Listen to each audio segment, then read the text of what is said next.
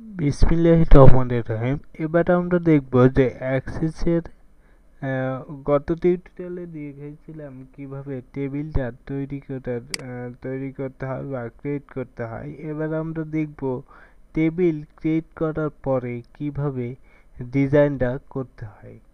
তে আমরা এখান থেকে ফিল্ডের নাম মানে হচ্ছে যে কি ধরনের ডাটা আপনি আপনার টেবিলে ইনসার্ট করতে চান সেই অনুযায়ী আপনাদের ডাটা টাইপটা নির্বাচন করতে হবে। যে ডাটা ফিল্ড আপনি যে ফিল্ডে যে কাজের জন্য ইউজ করবেন সেই ডাটা সেই রকম কাজের জন্য ইউজ হবে। আহ, তো এরকম হবে যে কোনো ফিল্ডে দেখা যাবে যে আমরা যদি নির্বাচন করি এই ফিল্ডে বা এই টেবিলের এই ছকে আমরা শুধুমাত্র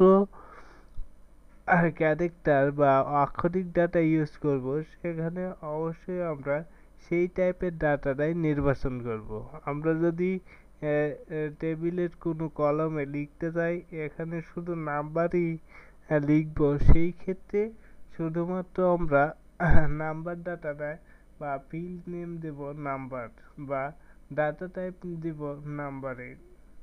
তে আমরা এত কথা না বাড়িয়ে দেখা যাক যে কিভাবে ডাটা ফিল্ডের নাম এবং ডাটা টাইপটা ঘোষণা করতে হয়। তো আসুন আমরা প্রথমে দিচ্ছি যে একটা সিরিয়াল নাম্বার। ধরুন আমি একটা কোম্পানির নেম লিস্ট বা কর্মচারী হিসাবের জন্য একটা লিস্ট তৈরি করব। সেটার জন্য একটা ফিল্ড নেম আমরা নিচ্ছি এসএল। হ্যাঁ, এসএল নং এসএল নং বা সিরিয়াল নাম্বার। এখানে একটা জিনিস মাথায় রাখতে হবে যে এই ফিল্ডে অবশ্যই কোনো ডট চিহ্ন ইউজ করা যাবে না। আপনি স্পেস ইউজ করতে পারেন কিন্তু ডট ইউজ করা যাবে না। দেখেন আমি ডট ইউজ করছি, এখন আমাদের একটা মেসেজ আসছে যে field name is not valid. এখানে শুধুমাত্র আমরা যদি এই ডট তুলে দিই তাহলে কিন্তু আমাদের এরকম মেসেজটা দিবে না। সুতরাং আমরা ফিল্ডের নাম অবশ্যই ডট বাদে স্পেস দিয়ে আমরা এরকম করে নিতে পারি। আচ্ছা, এবার দেখা যাক যে ফিল্ড বা এসএল নং ডাটা টাইপটা হবে এখান থেকে যে কি ধরনের ডাটা টাইপ। তো এই জায়গা থেকে এসএল মানে হচ্ছে সিরিয়াল নং এর ডাটা, এই কলামে আমরা শুধু লিখব যে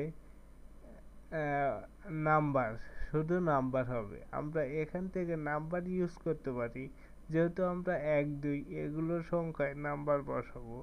কিন্তু আমরা চাচ্ছি যে সিরিয়াল নাম্বার আমাদের অটোমেটিকলি যাতে চলে আসে, এর জন্য আমরা ইউজ করব এখানে অটো নাম্বার।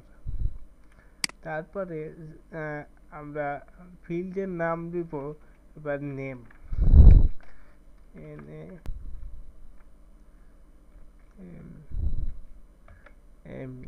এখান থেকে আমরা যদি এরকম ওয়ার্নিং আসে অবশ্যই আমরা ওকে বাটন চাপ দিব এবং এখান থেকে আমরা যেহেতু নেম দিব, নেম আমরা জানি এটা আক্ষরিক হয়, সুতরাং আমরা এখান থেকে টেক্সট নির্বাচন করে দেব। আমরা এখন যদি আমরা ইউজ করি যে অ্যাড্রেস অ্যাড্রেস অ্যাড্রেস এখান থেকে ডাটা টাইপটা নির্বাচন করব আমরা অবশ্যই যে memo.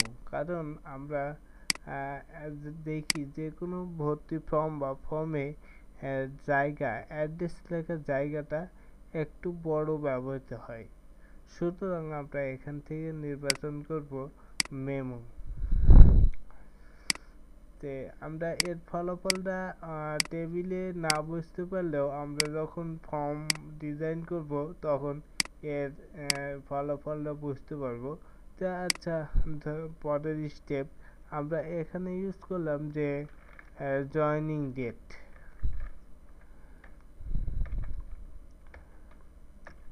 Joining date, joining date, এখান থেকে আমরা ডাটা টাইপটা নির্বাচন করব। এটা জয়নিং ডেট নাম্বার, এটা ইউজ করা যায়, কিন্তু আমরা দেখছি ডাটা টাইপে আরেকটা অবধারিত ফিল্ড আছে বা নির্ধারিত ফিল্ড আছে, ডেট অ্যান্ড টাইম। আমরা যত প্রকার ডেট সংক্রান্ত যদি কোনো ডাটাবেজ আমরা তৈরি করতে চাই, অবশ্যই আমরা এখান থেকে ডেট অ্যান্ড টাইমটা ইউজ করব। তারপরে আমরা দেখব যে আমাদের যে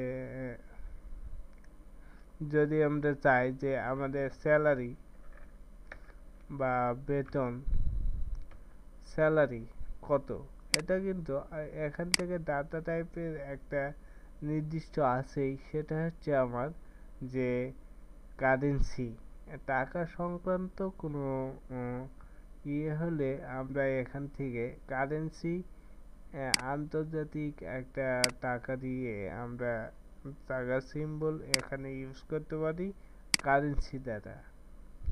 এবার আমরা দেখব যে আমাদের মোবাইল বা ফোন, আমরা এখান থেকে মোবাইল,